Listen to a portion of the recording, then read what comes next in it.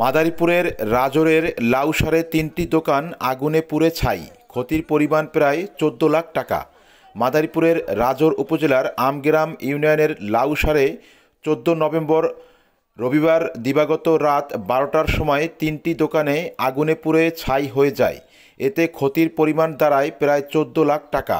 স্থানীয়রা জানায় মশার কয়েলের আগুন থেকে আগুনের সূত্রপাত হলেও প্রতিবেশী সূত্র আরও জানায় আগুন লাগে আনুমানিক রাত ১২টার সময়।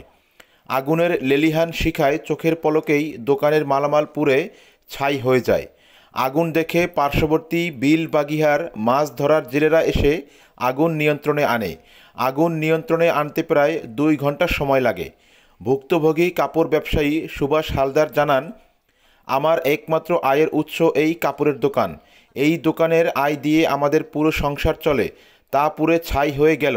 দোকানের ক্যাশে থাকা ৮৫,০০০ টাকা, একটি সোনার চেন, একটি আংটি, এক জোড়া কানের দুল, ৩ লাখ টাকার সিট কাপড়, 3 পিস কাপড় সহ মোট ৬ লাখ টাকার ক্ষয়ক্ষতি হয়েছে। আমরা অসহায়, আমাদের বেঁচে থাকার উপায় নেই। আমরা সরকারের কাছে আর্থিক সাহায্য চাই। অপর এক কাপড় ব্যবসায়ী ভুক্তভোগী সমর হালদারের মা রীতা হালদার জানান, আমার একমাত্র আয়ের উৎস এই কাপড়ের দোকানটুকু, তা পুড়ে ছাই হয়ে গেল।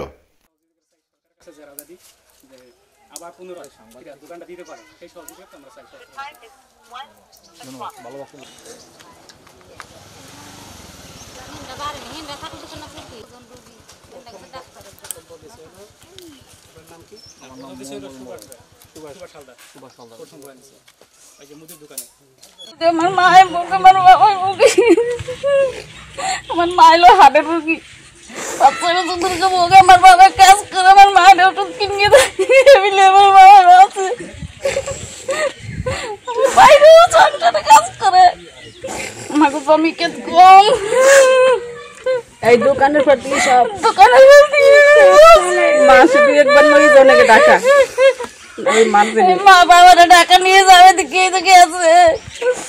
লকডাউন থেকে আমার বোনের বাড়ি নিয়ে গেছে। স্যার আমরা হলো ঘুমান গেছিলাম, রাস্তায় এসে শুনে চিল্লাইছিলি এরকম আগুন। আগুন দেখে আগুনের কাছে মানুষজন গ্রামের সবাই আইসে নিবানের জন্য অনেক চেষ্টা করছে, নিবাইতে পারে নাই। কটার সময় ঘটনাটা? ঘটনা ১২টার পরে, রাত ১২টার পরে। ১২টার পরে ঘটনা। পরে এই কাছাকাছি জল ছিল, অনেক লোকজন আইসে ঠেসে এই যে এই দোকান পর্যন্ত আর কি নিয়ে বাঁচাইছে। আচ্ছা, কি কি পড়ছে এই দোকানে ক্ষয়ক্ষতি? দোকান হলো এইটা হলো মুদি দোকান, আর তারপরে এটা হলো কাপড়ের দোকান, আর তারপর ওইটা কাপড়ের দোকান। আপনাদের ক্ষয়ক্ষতির পরিমাণ কি হয়েছে? ক্ষয়ক্ষতির পরিমাণ স্যার ক্যাশ টাকা ছিল ৮৫,০০০ মতো, আর আমার মার একটা চেন, একটা আংটি আর কানের দুটো, এই ছিল দোকানের জিনিসের ভিতরে। আর কতটুকু পরিমাণে তা তো বলতে পারবো না। আনুমানিক আংটি মনে হয় ৫ আনা টানা এরকম, চেন মনে হয় ৮ আনা টানা হইতে পারে, আর কানের থেকে ওইরকম ৪ আনা ৪.৫ আনা হইতে পারে। আর দোকানে কাপড় চোপড় ছিল অনেক। এই কিছুদিন আগে আমার বাবা অসুস্থ হওয়ার আগে ঢাকার থেকে এরা তো সবাই জানে গ্রামের যে কি পরিমাণে এই কাপড় চোপড়ের ক্ষয়ক্ষতি পরিমাণে, সেখানে ৮৫,০০০ টাকা স্বর্ণ এবং কাপড় চোপড়ে মিলে আপনাদের কত টাকা ক্ষয়ক্ষতি হয়েছে? কাপড় চোপড়ের ধারণা তো স্যার আমি দিতে পারবো না। তা আনুমানিক মনে হয় ৪-৫ লাখ টাকার মাল হইতে পারে সবকিছু মিলে। হ্যাঁ। কয়টা দোকান ছিল এখানে? এখানে হলো 3টে দোকান ছিল। আপনার দোকানটা হলো? আমার দোকানটা হলো মাঝে। হ্যাঁ, আগুন লাগছে আনুমানিক। তারপর আমরা রাত ১টার সময় টের পাইছি, মানে গ্রামের লোকজন, পাশের বাড়ির লোকজন সবাই চিল্লাফালা করছে। তখন আমরা বাড়ি থেকে বের হয়ে আসছি, দেখি আর রাত্রে আগুন লাগছে এখানে এসে দাউ দাউ করে। পরে গ্রামের লোকজন এসে সবাই বালতি নিয়ে এসে জল দিয়ে এটা আগুন নিয়ন্ত্রণ করছে। আর আপনার ধরেন এখানে দেখছেন তো অনেক ক্ষয়ক্ষতি হয়েছে, ক্ষয়ক্ষতির পরিমাণটা অনেক ছিল। তো সবাই মিলে আমরা আগুনটা নিবাইছি। নিবানোর পর রাত প্রায় ২টার দিক দিয়ে প্রায় আগুনটা নিয়ন্ত্রণ আছে। এখন আপনাদের এলাকাবাসী হিসাবে কি চাওয়ার?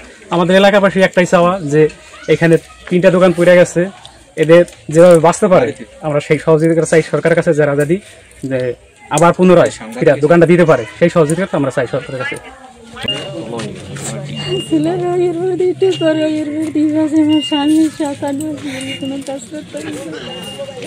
কি কি ছিল দোকানে?